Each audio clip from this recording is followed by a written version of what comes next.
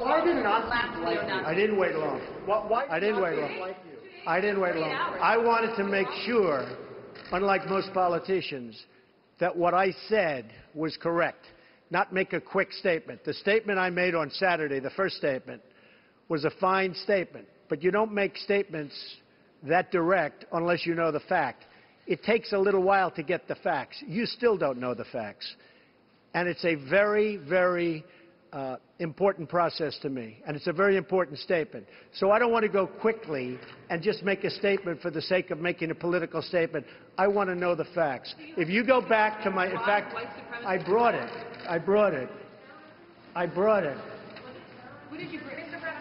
As I said on, remember this, Saturday, we condemn in the strongest possible terms this egregious display of hatred, bigotry, and violence.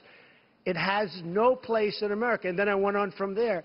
Now, here's the thing. As to, excuse me. Take it nice and easy. Here's the thing. When I make a statement, I like to be correct. I want the facts. This event just happened. In fact, a lot of the event didn't even happen yet as we were speaking. This event just happened.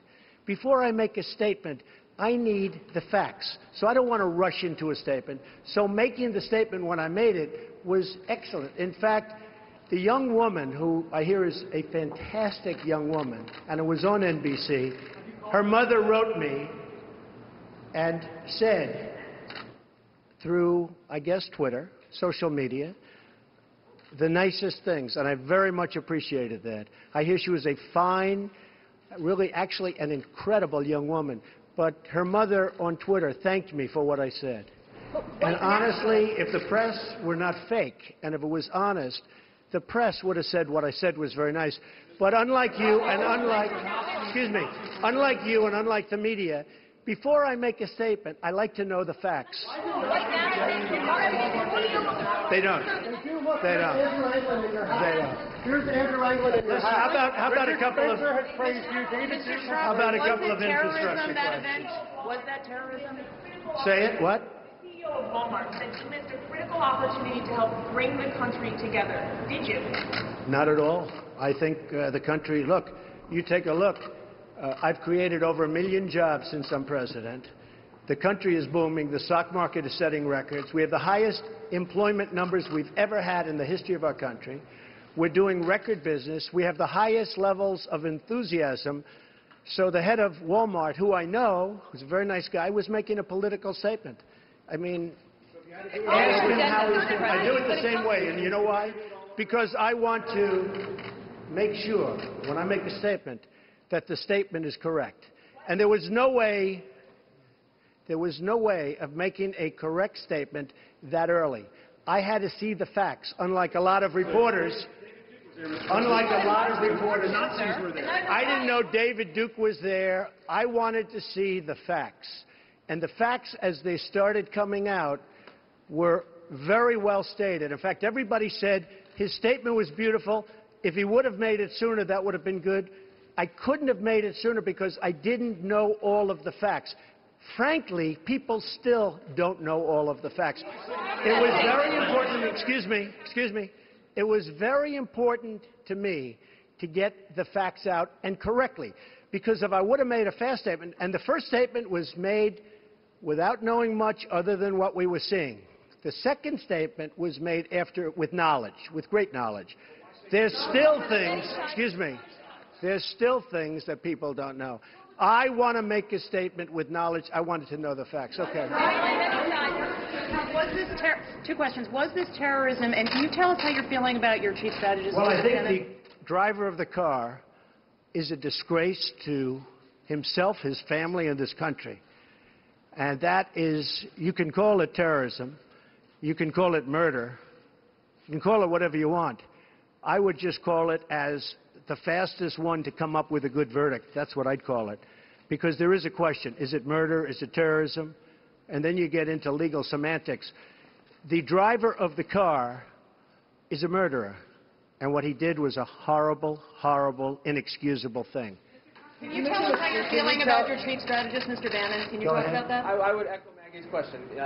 Steve Bannon is... I never spoke to Mr. Bannon about it. Can you tell us broadly what you're... Do you still have confidence in Steve? Well, we'll see. And look, I like Mr. Bannon. He's a friend of mine. But Mr. Bannon came on very late. You know that. I went through 17 senators, governors, and I won all the primaries. Mr. Bannon came on very much later than that, and I like him. He's a good man. He is not a racist, I can tell you that. He's a good person. He actually gets a very unfair press in that regard. But we'll see what happens with Mr. Bannon. But he's a good person, and I think the press treats him, frankly, very unfairly. But when you say the alt-right, define alt-right to me. You define it. Go ahead. Well, I'm saying, no, define it for me. Come on, let's go. Define Senator it. McCain defined them as the same group. Okay, what about the alt-left that came charging at him? Excuse me. What about the alt-left that came charging at the, as you say, the alt-right? Do they have any semblance of guilt? This is let me ask you this. What about the fact they came charging with clubs in their hands, swinging clubs? Do they have any problem? I think they do. So, you know, as far as I'm concerned, that was a horrible, horrible day. Wait a minute. I'm not finished. I'm not finished, fake news. That was a horrible day. I will tell you something. I watched those very closely, much more closely than you people watched it. And you have, you had a group on one side that was bad, and you had a group on the other side that was also very violent. And nobody wants to say that, but I'll say it right now.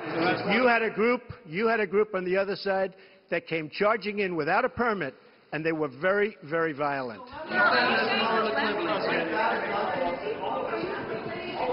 Go ahead. Do you think that what you call the alt-left is the same as neo-Nazis? Those people, all of those people, excuse me, I've condemned neo-Nazis.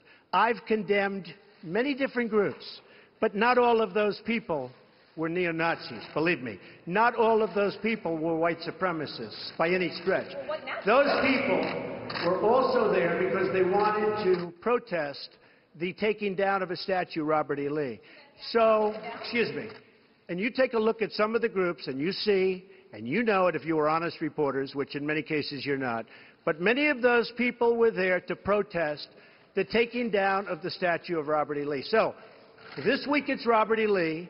I noticed that Stonewall Jackson's coming down. I wonder, is it George Washington next week, and is it Thomas Jefferson the week after? You know, you really do have to ask yourself, where does it stop? But they were there to protest, excuse me, you take a look the night before, they were there to protest the taking down of the statue of Robert E. Lee. Infrastructure question, go ahead. Should statues of Robert E. Lee stay up?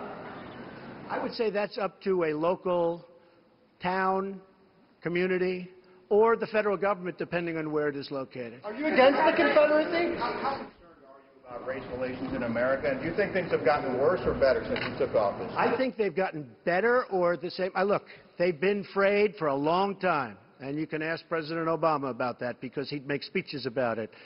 But I believe that the fact that I brought in, it will be soon, millions of jobs. You see where companies are moving back into our country. I think that's going to have a tremendous positive impact on race relations. We have companies coming back into our country. We have 2 car companies that just announced. We have Foxconn in Wisconsin just announced. We have many companies, I say, pouring back into the country. I think that's going to have a huge positive impact on race relations. You know why? It's jobs. What people want now, they want jobs. They want great jobs with good pay. And when they have that, you watch how race relations will be. And I'll tell you, we're spending a lot of money on the inner cities. We're fixing the inner cities. We're doing far more than anybody's done with respect to the inner cities. It's a priority for me, and it's very important. Mr. President, are you putting what you're calling the alt-left and white supremacists on the same moral plane? I'm not putting anybody on a moral plane. What I'm saying is this. You had a group on one side and you had a group on the other, and they came at each other with clubs, and it was vicious, and it was horrible, and it was a horrible thing to watch. But there is another side. There was a group on this side, you can call them the left, or you've just called them the left, that came violently attacking the other group. So you can say what you want, but that's the way it is. On both sides, sir? You said there was hatred, there was violence on both sides. Well, I do think there's blame, yes. I think there's blame on both sides. You look at both sides. I think there's blame on both sides, and I have no doubt about it, and you don't have any doubt about it either. And if you reported it accurately, you would say. Kill the person. Heather hired Charlottesville. They showed up in Charlottesville. Excuse me. To protest. Excuse me. They didn't put themselves down as you, and you had some very bad people in that group. But you also had people that were very fine people on both sides. You had people in that group, excuse me, I saw the same pictures as you did. You had people in that group that were there to protest the taking down of, to them, a very, very important statue and the renaming of a park from Robert E. Lee to another name. No, George Washington was a slave owner. Was George Washington a slave owner? So will George Washington now lose his status? Are we going to take down, excuse me, are we going to take down statues to George Washington? How about Thomas Jefferson? What do you think of Thomas Jefferson? You like him? Okay, good. Are we going to take down the statue? Because he was a major slave owner.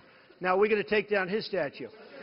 So you know what? It's fine. You're changing history, you're changing culture, and you had people, and I'm not talking about the neo-Nazis and the white nationalists, because they should be condemned totally.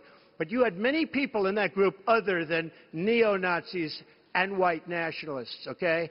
And the press has treated them absolutely unfairly. Now, in the other group also, you had some fine people, but you also had troublemakers, and you see them come with the black outfits and with the helmets and with the baseball bats. You had a lot of bad people in the other group too. Treated unfairly, sir. I'm sorry, I just didn't understand what you were saying. You were saying the press has treated white nationalists unfairly? No, I just didn't understand what you were saying. No. There were people in that rally, and I looked the night before. If you look, there were people protesting very quietly the taking down of the statue of Robert E. Lee. I'm sure in that group there were some bad ones. The following day it looked like they had some rough, bad people, neo-Nazis, white nationalists, whatever you want to call them.